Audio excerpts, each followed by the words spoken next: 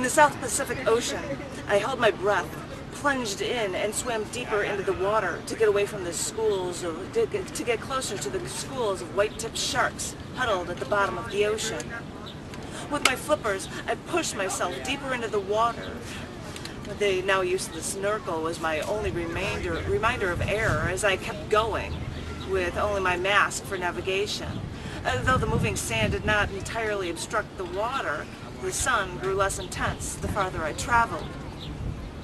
Just remember to not get too close to the sharks, I had to keep telling myself.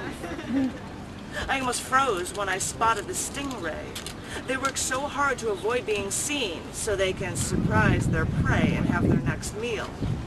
I spotted it, and it made me stop. It surprised me that I had come this far, and nothing but a little water separated me from the animals that could seal my fate. I stared for a while, then realized that I needed to get some air, so I turned toward the light. I had been underwater so long that the oxygen was pulled from my muscles, and I didn't have the energy to kick. I panicked. When you become acutely aware of your desperate need for air, your body plays tricks on you. I forgot about looking back at the sharks and stingray below. I even forgot about the sea lions and the lion seals above. I'll deal with whatever is on the surface once I get there. Now, get yourself able to kick. Think. You can do it. Push. I managed to kick my legs once and started to move my way through the water. I hoped the momentum would keep me going, but nothing can be fast enough any longer. You can do this, I thought. Push again. I pushed.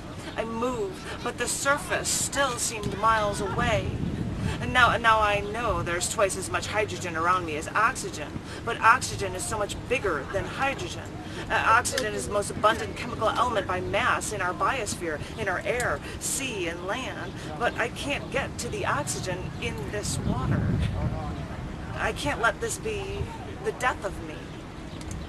My chest started to tighten. My chest started burning like someone lit a match, and the last oxygen in my body was setting my lungs on fire. I clenched my teeth tighter around that snorkel mouthpiece. I knew I couldn't breathe yet, but I couldn't let that piece go free and possibly move my mask while I was trying to save myself. Come on, I thought. Your legs are strong. You can do this. So I pushed again until I could see a few people trying to swim toward me. I tried to keep moving until someone threw their arm around my waist. I hoped they would be able to breathe for the both of us until we broke the surface. I remember feeling wet sand being pushed against my skin as they dragged me out of the water until they let me lay on my side so I could cough. I had no water in me, but I had to do anything I could to give myself oxygen again. Once I was able to breathe comfortably again, I tried to think of my breathing. I know I can't get oxygen toxicity from breathing too deeply. Take a deep breath. Get the oxygen to my blood. Your toes are tingling. Inhale deeply. Now imagine your oxygenated blood rushing to your feet. The oxygen is to your brain now. Keep thinking, mentally pushing the oxygen through your body. When I got back inside that evening, they had started a fire in a fireplace for me. And I thought, how fitting. I was stuck in the water with all that hydrogen and oxygen until I could have some oxygen to breathe again. We are all over half water as it is, meaning the majority of our mass is oxygen. And there I was, now at a roaring fireplace with oxygen fueling the fire.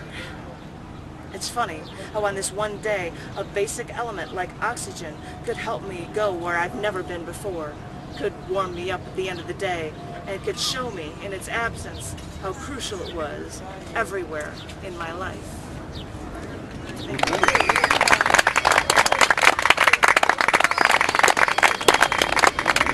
Now this has nothing to do with the beach.